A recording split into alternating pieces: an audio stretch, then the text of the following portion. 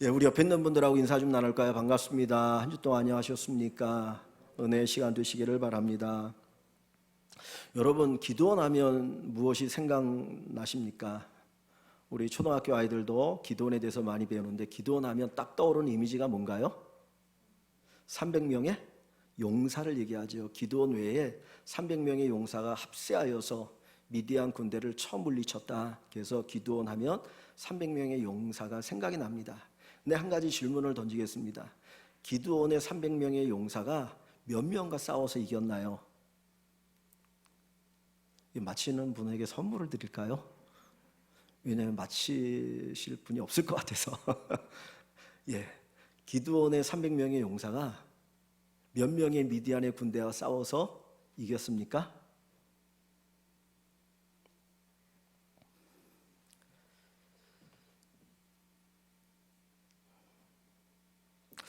이스라엘 백성들이 이 기드온의 부름을 받고 미디안의 군대와 싸우기 위해서 모여들었습니다. 그 숫자를 세어보니까 32,000명입니다. 꽤 많은 숫자죠. 32,000명이 모였는데 하나님께서 너무 숫자가 많아. 그러니 돌려보낼 사람 돌려보내라. 그래서 기드온이 이야기합니다. 여러분 가운데 전쟁에 나가는 게 두려운 사람은 돌아가십시오. 그랬더니 22,000명이 돌아갑니다. 몇 명이 남았어요? 10,000명이 나왔습니다. 그런데 하나님이 아직도 사람이 많아 또 돌려보내라는 거예요. 그래서 이번에 기드온이 어떻게 하냐면 10,000명의 사람들을 데리고 시냇가에 갑니다. 그리고 거기에서 물을 먹게 하는 거예요. 목이 마르니까 어떤 사람들은 그냥 얼굴을 물에다 파묻고 꿀꺽꿀꺽 마시는 사람이 있는가 하면 어떤 사람들은 무릎을 꿇고 조용히 이렇게 손에다가 물을 떠서 개가 핥는 것처럼 핥는 사람이 있었습니다. 그때 하나님께서 요렇게 먹는 사람만 따로 세워라 했더니 그 사람이 몇 명이냐면 300명이에요. 몇 명이 돌아갔습니까? 9,700명이 돌아가고 32,000명 가운데 딱 300명을 남겨놓았습니다. 이 300명이 전쟁을 하면 몇 명과 싸우면 충분히 이길 수 있을까요? 미디안의 군대는 도대체 몇 명이길래 하나님은 300명으로 전쟁하라고 하는 거겠습니까? 우리 남자분들은 축구를 좋아하잖아요. 축구가 몇 명이 시합을 합니까? 11명이 시합을 하거든요. 그런데 시합할 때 이렇게 심한 반칙을 하면 퇴장을 시키는 경우가 있어요. 그러면 11명이 시합을 해야 되는데 한 명만 빠져도 이기는 것은 거의 불가능해요. 한 명이 그렇게 중요합니다. 사실 전쟁도 군사 한 사람이 더 있느냐 없느냐 이거 중요하거든요. 그런데 도대체 몇 명의 미디안의 군대이기에 하나님께서 300명으로 전쟁하라고 하시는가? 자, 이 미디안의 군대가 얼마나 많았는가 한번 생각해 보면 7장 12절 한번 가봅니다. 372쪽에 보면 7장 12절에 그 미디안의 군대를 얘기하는데요. 7장 12절을 한번 보겠습니다. 앞에도 있습니다. 미디안과 아말렉과 동방의 모든 사람들이 이스라엘과 전쟁하기 위해서 거기에 모여있는 사람들을 얘기합니다. 골짜기에 누웠는데 메뚜기의 많은 수와 같고 그랬어요. 미디안의 군대가 얼마나 많아요? 메뚜기의 많은 수와 같다고 얘기합니다. 우리는 메뚜기가 떼지어 다니는 걸 못 봐서 모르는데 중동 지방이나 아프리카에 보면 메뚜기가 떼지어 다니면 한번 그 밭이나 이런데 메뚜기 떼가 내려앉으면 황폐화돼 버리거든요. 그래서 되게 무서운 재앙이 메뚜기 재앙입니다. 근데 이 메뚜기 떼처럼 그렇게 많이 있다는 거예요, 군사들이. 근데 그 뒤에를 보시면 또 뭐라고 말하냐면 그들의 낙타의 수가 많아 해변의 모래가 많음 같음이라. 그들이 그냥 걸어서 전쟁하는 보병이 아니고 뭐를 타고 다녀요? 낙타를 타면서 전쟁을 하는데 그 낙타의 수가 해변의 모래같이 많다라고 얘기합니다. 그러니까 어마어마한 군대가 있는데 그 군대와 싸워서 이기려면 사실 얼마나 많은 군사가 필요합니까? 그런데 하나님은 300명만 두라는 거예요. 정확하게 이 미디안의 군대가 어느 정도 되냐면 8장을 가봅니다. 8장 10절. 8장 10절 앞절에도 있습니다. 앞에도 있으니까 8장 10절에 보면 이때에 세바와 살문나가 갈골에 있는데 동방 사람의 모든 군대, 아까 거기 7장 12절입니까? 거기에 있던 군대를 얘기하는 거예요. 군대 중에서 칼 든 자가 몇만 명이에요? 12만 명이 죽었고 그 남은 15,000명가량은 그들을 따라와서 거기에 있더라 그랬어요. 죽은 자가 몇 명입니까? 12만 명의 군인이 죽었고 남은 자가 15,000명인 거예요. 그러면 이 기드온의 300명의 용사가 몇 명과 싸운 겁니까? 13만 5천 명과 싸운 거예요. 그래서 승리했다는 거예요. 근데 사실 일반적으로 전쟁을 하면 13만 5천 명과 싸워서 이기려면 3만 2천 명의 군인도 적어요. 3만 2천 명과 13만 5천을 비교해보면 한 4대 1이에요. 한 사람이 4명 이상을 죽여야 이길 수 있는 전쟁이에요. 그런데 거기에서 다 돌려보내고 몇 명? 300명으로 13만 5천 명과 싸워 이기려면 한 사람이 몇 명을 죽여야 되냐면 450명을 죽여야 합니다. 우리가 일당백이라는 말을 종종 쓰잖아요. 한 사람이 100명의 몫을 한다. 근데 그거 자체가 쉽지 않잖아요. 그런데 450명을 죽여야 이기는 전쟁을 기드온이 했다는 거예요. 300명으로 몇 명을 싸워 이겼다고요? 13만 5천. 13만 5천. 여러분이 13만 5천을 기억하셔야 기드온의 300용사가 용사가 되는 거예요. 그죠? 그러니까 300은 아는데 13만 5천을 몰라. 그러면 기드온이 300명의 용사를 데리고 그 미디안의 군대를 무찌를 때 무기가 뭘까요? 사실 이 군사의 숫자가 비교가 안 되니까 뭐 요즘으로 말하면 폭격기로 그냥 뭐 폭탄을 투하하거나 대포를 막 쏴거나 그래야 충분히 이길 수 아니겠습니까? 근데 이 기드온이 전쟁할 때 쓴 무기가 뭐냐? 7장을 가봅니다. 7장 어디를 가보시냐면 7장 16절입니다. 7장 16절 말씀을 같이 한번 읽어볼까요? 300명을 세대로 나누어 각 손에 나팔과 빈 항아리를 들리고 항아리 안에는 횃불을 감추게 하고, 자, 이 기드온의 300용사가 전쟁할 때 가지고 나왔던 무기가 뭡니까? 나팔과 빈 항아리와 횃불이에요. 이게 무기인가요? 이걸로 사람을 죽일 수 있습니까? 이건 무기가 아니거든요. 그런데 하나님은 칼을 들고 총을 들고 무슨 활을 들고 창을 들고 나가는 게 아니라 빈 항아리와 나팔과 횃불을 들고 나가서 싸우라는 거예요. 말도 안 되는 무기잖아요. 그런데 이겼어요. 겉으로 보이는 거는 횃불이고 나팔이고 항아리입니다. 그러면 진짜 기드온이 전쟁에 이길 수 있었던 진짜 무기는 뭘까요? 자, 어디를 다시 가보냐면 오늘 우리가 읽은 본문으로 다시 가봅니다. 자, 여기 14절에 보시면 하나님께서 기드온에게 이렇게 말씀하셔요. 기드온에 이렇게 말씀하시는데 같이 한번 읽어봅니다. 여호와께서 그를 향하여 이르시되 너는 가서 이 너의 힘으로 이스라엘을 미디안의 손에서 구원하라. 내가 너를 보낸 것이 아니냐 하시니라. 아멘. 자, 여기 보면 하나님께서 이 기드온에게 뭐라고 말합니까? 너는 가서 누구의 힘으로? 누구의 힘으로요? 너의 힘으로. 너의 힘으로 이스라엘을 미디안의 손에서 구원하라. 하나님은 기드온 네가 가지고 있는 힘으로 이스라엘과 싸워서 이기라는 거예요. 그러면 이 이야기를 그 뒷부분에 그 결과로 비교한다면 기드온이 300명의 용사를 데리고 나와서 싸울 때 기드온이 가지고 있는 힘으로 미디안과 싸워서 이겼다는 거죠. 횃불이 이기게 한 게 아니고 빈 항아리가 이기게 한 게 아니고 나팔이 이기게 한 게 아니에요. 그거는 전쟁을 이길 수가 없는 거예요. 그러면 우리 질문이 있어요. 기드온의 힘이 뭐냐? 기드온의 힘이 뭔가? 전쟁을 이길 수 있는 기드온의 힘이 뭐냐는 거예요. 자, 15절을 봅니다. 하나님께서 너의 힘으로 이스라엘을 미디안의 손에서 구원하라 그렇게 말씀하셨더니 이 기드온이 뭐라고 말합니까? 15절에 보면 그러나 기드온이 그러나 그랬으니까 반대를 얘기하지 뭔가 이렇게 하나님 앞에 뭐 원망의 말을 하겠죠. 기드온이 그에게 대답하되 오 주여 내가 무엇으로 이스라엘을 구원하리까? 너의 힘으로 구원하라고 하는데 기드온이 그 얘기를 딱 듣고 하는 말이 하나님 내가 무슨 힘이 있어서 이스라엘을 구원하겠습니까? 내게 무슨 힘이 있어서 이스라엘을 구원하겠습니까? 그리고 그 뒤에 보소서. 자, 보세요. 한번 봅시다.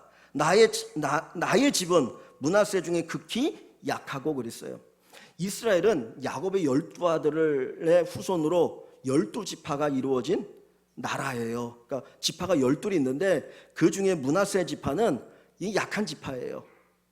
그러니까 12지파 가운데 힘을 쓸 만한 지파가 안 되는 게 므낫세 지파거든요. 근데 그 약한 므낫세 지파 중에서도 이 기드온의 가문은 어떤 가문이라고요? 극히 약하고 힘을 쓸 만한 그런 가문도 아니에요. 우리 가문은 내가 일어나가지고 누가 따라오지도 않아요. 지금 그 얘기하는 거예요. 자, 그리고 그 뒤에 보세요. 나는 내 아버지 집에서 가장 작은 자니다. 자기 집안조차도 힘이 없는데 그 집안에서도 가장 힘이 없는 존재가 누구예요? 기드온이라는 거예요. 그러니까 기드온이 나를 따르십시오. 그러면 사람들이 따를까요? 안 따를까요? 안 따를 거라는 거예요. 이런 내가 어떻게 이스라엘을 구원하겠습니까? 요 이야기하거든요. 근데 그 앞에 11절 중간쯤에 보면 이런 말씀이 있어요. 11절 중간에 보면 마침 요아스의 아들 기드온이 아버지가 요아스라는 거죠. 이 미디안 사람에게 알리지 아니하려 하여 밀을 포도주 틀에서 타작하더니 글쎄요. 타작 이게 뭡니까? 곡식이 이렇게 벗기는 거 아닙니까? 그죠? 타작을 할 때에 좀 넓은 데서 바람이 통하는 데서 해야지 타작이 되잖아요. 그런데 지금 이 기드온은 어디서 타작합니까? 포도주 틀에서 타작하는 거예요. 이게 뭐냐면 숨어서 타작하는 거예요. 이 미디안 사람들이 보면 얼른 와가지고 그거 다 약탈해 갈까봐 무서워서 그 좁은 데서 숨어서 조금씩 하루하루 먹고 살아갈 수 있는 양만 타작하고 있는 거거든요. 그러니까 대범합니까? 대범하지 않습니까? 대범함이 없어요. 용기도 없어요. 그러니까 어떤 개인적으로 보면 용기도 없고 대범하지도 않는 기드온이고, 사회적인 지위로 따져보면 세상 사람들로부터 인정받을 만한 리더가 될 만한 그런 자격이 없는 사람이 기드온이에요. 그런데 이 기드온에게 하나님이 야, 너의 힘으로 이스라엘을 구원해봐라, 이 이야기를 하고 계시는 겁니다. 그때 하나님께서 그 기드온의 힘이 뭐라고 말씀하느냐 보세요. 자, 14절 다시 한번 볼게요. 여기 제가 단어 하나를 강조하지 않은 게 있는데요. 잘 보세요. 여호와께서 그를 향하여, 기드온을 향하여 이르시되 너는 가서 무엇으로 이스라엘을 구원하라고요? 누구의 힘? 너의 힘인데 이 너의 힘으로 그랬어요. 그죠? 그냥 너의 힘이라고 표현하지 않고 그 앞에 뭐가 있습니까? 이라는 단어가 있어요. 이것 지시하는 이 너의 힘이에요. 이 너의 힘. 이 너의 힘이 뭡니까? 자, 기드온이 나는 힘이 없다고 얘기하니까 하나님이 다시 말씀하시고 16절을 봅니다. 16절 같이 한번 읽어봐요. 여호와께서 그에게 이르시되 내가 반드시 너와 함께 하리니 내가 미디안 사람 치기를 한 사람을 치듯 하리라 하시니라. 자, 보세요. 그러면 기드온의 힘이 뭐라는 거예요? 기드온의 힘이 뭐예요? 가문이에요? 권력이에요? 무기예요? 아니죠. 뭡니까? 16절에 보니까 하나님이 함께 하시는. 믿으십니까? 믿으십니까? 하나님이 함께함이 기드온의 힘이라는 거예요. 내 힘으로 이기는 게 아니고 너와 함께 하시는 그 하나님의 힘으로 이길 수 있다. 이긴다. 반드시 이긴다. 이게 하나님이 말씀하시는 약속입니다. 기드온에게는 드러낼 만한 어떤 자격, 조건 없어요. 힘이 없어요. 근데 하나님은 그런 기드온을 들어 쓰시는데 누가 힘이 되셔서? 하나님이 힘이 되셔서. 하나님을 여러분의 힘으로 삼고 살아가시기를 주의 이름으로 축원합니다. 여호수아가 이스라엘 지도자가 되었을 때 모세는 죽었습니다. 40년 동안 이스라엘 백성들 이끌었던 모세가 죽고 나니까 이 여호수아가 지도자가 되었는데 막막한 거예요. 야, 내가 어떻게 이 200만이 넘는 사람들을 이끌어갈 수 있을까? 그리고 내 앞에 펼쳐져 있는 가나안을 정복하는 전쟁을 해야 되는데 내가 어떻게 할 수 있을까? 사실 여호수아라는 인물을 성경을 쭉 보면 이 사람은 좀 겁쟁이 같아요. 대범한 사람이 아니었거든요. 두려운 거예요. 그때 하나님께서 여호수아에게 하신 말씀인데 여호수아 1장 5절입니다. 여호수아 1장 5절 한번 띄워봐 줄래요? 여호수아 1장 5절.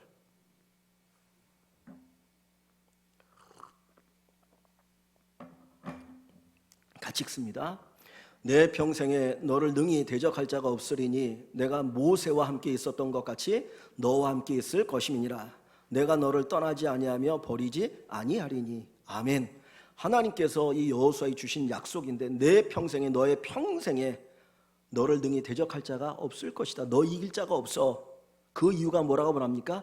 내가 모세와 함께 있었던 것 같이 너와 함께 있을 것이다. 모세가 위대한 지도자가 되었던 것은 그의 힘이 아니에요. 그의 능력이 아니에요. 누가 함께 했기 때문에? 하나님이 함께 하시고 하나님이 그의 힘이 되셨기 때문이에요. 하나님께서 이 여호수아에게도 내가 너의 힘이야, 내가 너와 함께 할 거야, 그러므로 너는 반드시 가나안 땅을 정복할 거야 말씀하고 계시는 겁니다. 시편 18편 1절에 보면 나의 힘이 되신 여호와여 라고 하는 고백이 있어요. 나의 힘이 되신 여호와여. 이 시인은 자기의 힘이 뭐라고 이렇게 고백합니까? 하나님이 나의 힘이라는 거예요. 하나님이 여러분의 힘 되시기를 바랍니다. 하나님을 힘으로 삼고 살아가신 귀한 축복이 있기를 간절히 축원합니다. 여러분, 시편은 간증입니다. 개인적으로 공동체적으로 하나님을 만나고 하나님을 체험하고 고백한 것이 시편이거든요. 근데 이 시편 속에서 그들의 고백이 뭐냐면 하나님이 나의 힘이라는 거예요. 하나님이 나의 힘이었어. 하나님이 나의 힘이었어. 그걸 고백하는 것이 시편입니다. 여러분, 구약의 사람들만 시편을 쓰는 것이 아니라 여러분들이 시편을 쓰시면 좋겠습니다. 내가 체험한 하나님, 하나님이 나에게 힘이 되셨습니다. 그래서 그 하나님에 대한 고백을 가지고 살아가시고 정말 하나님으로 살았습니다. 하나님이 내 능력입니다. 이 고백이 꼭 있기를 주의 이름으로 축원합니다. 마태복음 28장 18절에 보면 예수님이 이렇게 말씀하셔요. 같이 한번 읽어보겠습니다. 예수께서 나와 말씀하여 이르시되 하늘과 땅의 모든 권세를 내게 주셨으니, 지금 예수님이 승천하시기 전에 제자들에게 하신 말씀이거든요. 근데 여기 보면 예수님에게 뭐가 있다고 말합니까? 하늘과 땅의 모든 권세가 있다고 했어요. 하늘과 땅의 모든 권세를 가지신 분이 예수님이셔요. 그 예수님이 20절입니다. 뭐라고 약속하십니까? 같이 봅니다. 내가 너희에게 분부한 모든 것을 가르쳐 지키게 하라. 볼지어다 내가 세상 끝날까지 너희와 항상 함께 있으리라 하시니라. 내가 세상 끝날까지 너희와 함께 있겠다. 세상의 모든 권세를 가지신 예수님이 우리와 함께 하셔요. 그러면 예수님이 우리의 뭐가 돼요? 힘이 되는 거예요. 예수님이 우리의 힘이십니다. 임마누엘, 예수님이 우리의 힘 되심을 고백하실 수 있기를 주의 이름으로 축원하고요. 여기 12절에 보면 하나님이 기드온에게 차려서 제일 먼저 하신 말씀이 이거였어요. 사실은 12절에 보면 여호와의 사자가 기드온에게 나타나 이르되 큰 용사여 여호와께서 너와 함께 계시도다. 하나님이 너와 함께 계셔. 그 이야기를 들은 이 기드온이 뭐라고 말합니까? 하나님이 나와 함께 하신다는 딱 그 이야기를 들으니까 오히려 하나님 앞에 반문을 합니다. 뭐라고 말하냐면 13절 한번 보세요. 기드온이 그에게 천사에게 이르되 대답하되 오 나의 주여 여호와께서 우리와 함께 계시면 어찌하여 이 모든 일이 우리에게 일어났습니까? 하나님이 우리와 함께 하시면 어찌 우리가 이렇게 약탈을 당합니까? 하나님이 함께 하시면 왜 우리가 이렇게 고난 가운데 살아갑니까? 하나님이 함께 하시면 내가 이 고통 가운데 왜 이렇게 어렵게 살아갑니까? 하나님 앞에 뭐 하는 거예요? 지금 불평하는 거예요. 하나님이 함께 하시다는데 왜 우리가 7년 동안 이 미디안에 의해서 매일같이 매년 약탈을 당하며 이 괴로운 가운데 살아야 합니까? 이게 미디안의 이것이 기드온의 하나님을 향한 불평이었고 불만이었어요. 자, 그 뒤에 보시면 쭉 내려가셔서 13절 끝부분에 보시면 이제 여호와께서 우리를 버리사 미디안의 손에 우리를 넘겨 주셨나이다. 하나님이 뭘 하셨다고요? 우리를 버리셨다는 거예요. 하나님 우리를 버리셨으니까 우리가 미디안의 손에서 이렇게 어려움과 고통 가운데 약탈을 당하며 사는 거 아닙니까? 라고 하나님 앞에 반문하고 있어요. 근데 여러분, 질문을 던져볼게요. 하나님이 이스라엘 백성들을 버렸습니까? 이스라엘 백성이 하나님을 버렸습니까? 하나님이 이스라엘 백성들을 버린 건가요? 이스라엘이 하나님을 버린 건가요? 이스라엘이 하나님을 버린 거죠. 우리가 인생을 살아가면서 고난당할 때가 있어요. 이유는 두 가지입니다. 하나는 우리가 하나님을 버렸기 때문에, 하나님 없이 사는 삶이 얼마나 고통스러운지 한번 경험하고 그리고 돌아와. 그래서 하나님이 그냥 고난을 겪게 하셔요. 그게 뭐냐면 탕자의 모습이기도 하고 이스라엘 역사의 모습이기도 해요. 내가 하나님을 버리고 하나님을 떠나면 고난당할 수 있어요. 두 번째는 내가 하나님 떠나지 않았어요. 하나님을 잘 섬기고 그래도 고난이 있어요. 그건 연단과 훈련이에요. 마치 요셉이, 구약의 요셉이 하나님을 잘 섬기고 신실했는데 그가 애굽의 노예로 팔려가죠. 억울하게 누명을 쓰잖아요. 하나님을 안 섬기기 때문이 아니에요. 그 고난은 하나님이 그를 위대하게 높이 쓰시기 위한 고난이었어요. 그 고난의 과정을 겪고 나니까 그는 위대한, 온 세상을 가뭄으로부터 구원하는 하나님의 구원자로서 쓰임받는 은혜가 있었던 것이에요. 우리가 살펴봐야 합니다. 내가 하나님을 떠나서 하나님을 배반해서 내가 당하는 어려움인지, 하나님이 나를 들어 쓰시기 위하여서 훈련시키는 연단인지 우리가 살펴봐야 합니다. 이 기드온은 하나님 우리를 버렸다라고 얘기하는데 사실은 이스라엘이 하나님을 버렸던 것이죠. 그 복음성가 가운데 이런 복음성가 있습니다. 오 신실하신 주, 하나님 한 번도 나를 실망시킨 적 없으시고 언제나 공평과 은혜로 나를 지키셨네. 지나온 모든 세월 뒤돌아보니 그 어느 것 하나 주의 손길 안 미친 것 전혀 없네. 오 신실하신 주, 오 신실하신 주, 내 너를 버리지 않으리라, 내 너를 떠나지 않으리라. 약속하신 주님, 그 약속 지키사 이후로도 영원토록 너를 지키시리라. 신실하신 하나님이에요. 신실하신 하나님이에요. 우리의 힘과 능력이 되시는 하나님이십니다. 하나님으로 살아가는 여러분 되시기를 주의 이름으로 축원합니다. 우리가 하나님을 힘삼아서 하나님으로 살아가는 걸 다른 말로 하면 믿음으로 산다라고 해요. 그걸 믿음으로 산다. 믿음으로 산다. 믿음으로 사는 게 뭐냐면 하나님 의지하고 하나님 바라보고 하나님의 능력을 믿고 살아가는 것, 그것이 믿음으로 사는 거예요. 내 힘으로 사는 게 아니고, 마치 솔로몬이 왕이 됐을 때 주여 나는 어린아이라, 나는 어린아이라, 이 백성을 이끌어갈 힘이 없습니다. 이게 믿음이에요. 이 믿음의 고백을 통해서 하나님께서 우리에게 힘이 되시는 귀한 은혜가 있기를 주의 이름으로 축원합니다. 여러분, 그런데 이 기드온이 이 말, 내가 너와 함께하리라고 하는 이 말씀을 들었을 때 그냥 그대로 믿었을까요? 못 믿었어요. 왜? 한 번도 체험한 적이 없으니까, 경험한 적이 없으니까. 그래서 이 기드온이 뭐라고 말하냐면, 그러면 나에게 표징을 보여주십시오.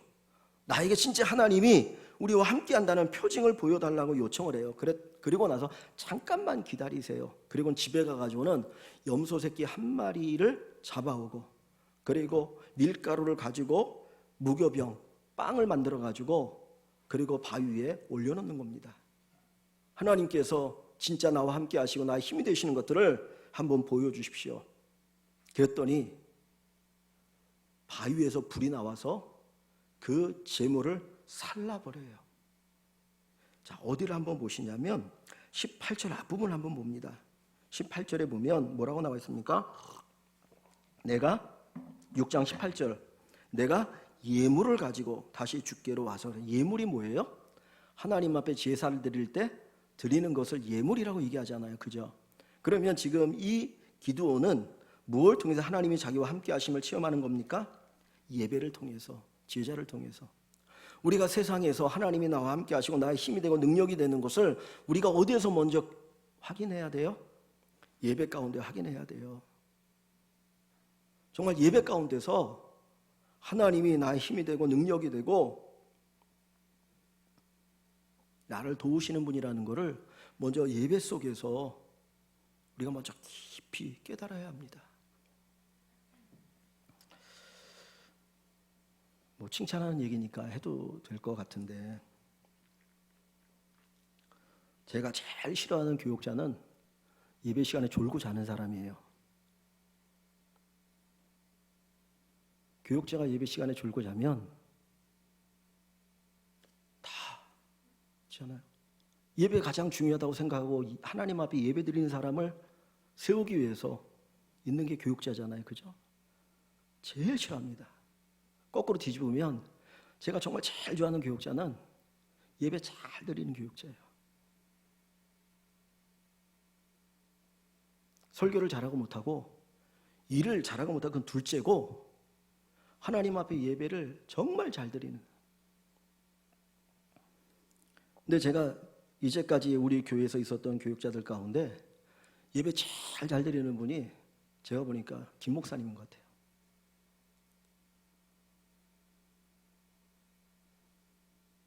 이제 어떻게든지 말씀드리려고 사실 새벽 예배에 목사 안수 받고 목사 되어서 저희 교회 전임 교육자로 와서 새벽 예배 쉽지 않거든요. 집도 멀고.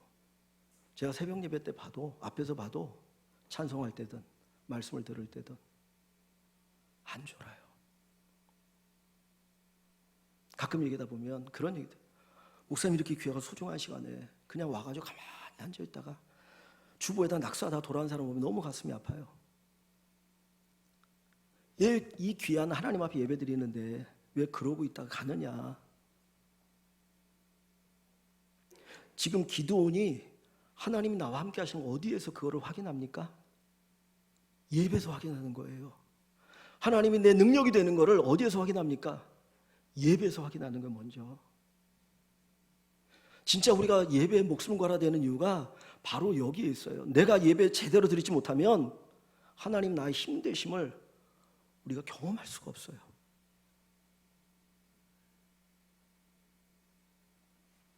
또 하나, 두 번째로 이 기드온이 하나님이 능력이 되시는 것을 경험하는 게 뭐냐면, 하나님이 요걸 보여주신 다음에 기드온에게 뭐라고 말하냐면, 야, 너희 동네에 바알을 섬기는 신전이 있지. 그 신전의 제사는 네가 다 때려 부셔라. 그리고 바알 신전에서는 바알상이 그 옆에 아세라고 하는 목상이 있어요. 여자 신상. 그것도 때려 부셔가지고 그 나무를 가지고 불을 질러서 나한테 제사를 드리라는 거예요.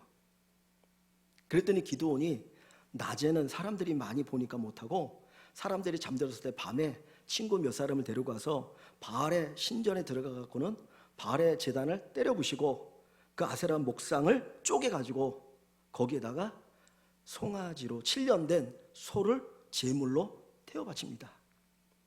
그 다음날 아침 되니까 온 동네가 난리가 난 거예요. 누가 이런 짓을 했냐고, 누가 제단을 헐고 아세라 목상을 찍어버렸느냐, 난리가 났습니다. 근데 금방 탄로가 나겠죠. 누구의? 기드온이 그랬다는 게 탄로가 나는 거예요. 그랬더니 동네 사람 기드온 내놓으라고, 저놈 가만히 안 두겠다.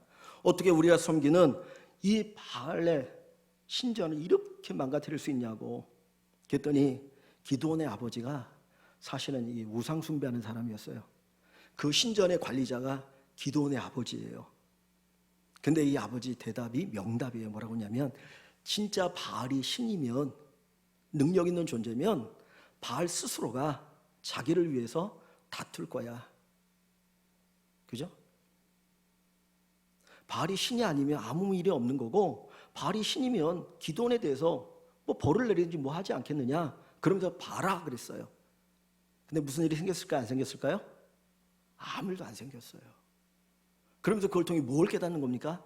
하나님만이 참신이구나. 하나님의 참신이구나. 이제까지 우리가 의지하고 살았던 것들이 다 헛것이었구나. 헛개비였구나. 아무런 능력이 없는데 우리가 그거 숭배하고 살았구나. 진짜 어리석은 삶을 살았구나. 그거 깨닫고 돌이키는 거예요. 여러분들이 의지하고 살았던 게 뭡니까? 진짜 내가 믿고 살았던 게 뭔가요? 그거 아무것도 아니에요. 오직 하나님만이 참신이셔요. 하나님만이 전능하신 분이에요. 하나님만이 우리의 보호자 되시고 하나님만이 우리를 인도하시는 분이셔요. 하나님 나와 함께 하심이 능력임을 믿으시기를 축원합니다. 여러분, 한번 세상과 싸워보십시오. 세상과 싸워보십시오. 세상의 불의에 대해서, 세상의 잘못된 것에 대해서 그냥 거기에 순응하지 마시고 아닌 거 아니라고 외쳐볼 수 있으면 좋겠습니다.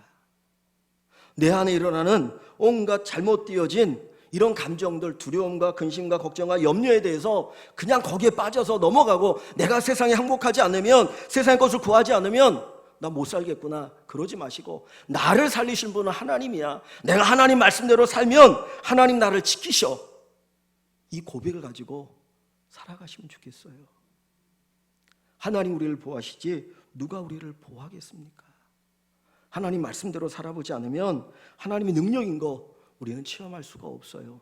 내가 그렇게 살아봐야, 그 말씀대로 살아봐야 하나님 진짜 능력이야, 이 고백이 우리에게 있을 수가 있습니다. 믿음이 무엇입니까? 하나님으로 사는 것이 믿음입니다. 사람 보지 마시고요. 환경 보지 마시고요. 오직 주님 바라보십시오. 주님이 우리의 힘이 되고 능력이 되어 주십니다. 우리가 코로나 시대를 살고 있지만 여러 가지 경제적으로 어려운 그런 이야기들이 수없이 들려오지만 하나님 의지하고 하나님 붙들고 살면 사라집니다. 사라집니다. 오히려 이 기회가 우리에게 더 큰 복이 되어질 줄 믿습니다. 꼭 하나님 의지하시고 정말 주님으로 살아가보는 우리가 되어서 하나님이 나의 힘이셨습니다. 능력이었습니다. 이 고백이 가득하기를 주의 이름으로 간절히 축원합니다.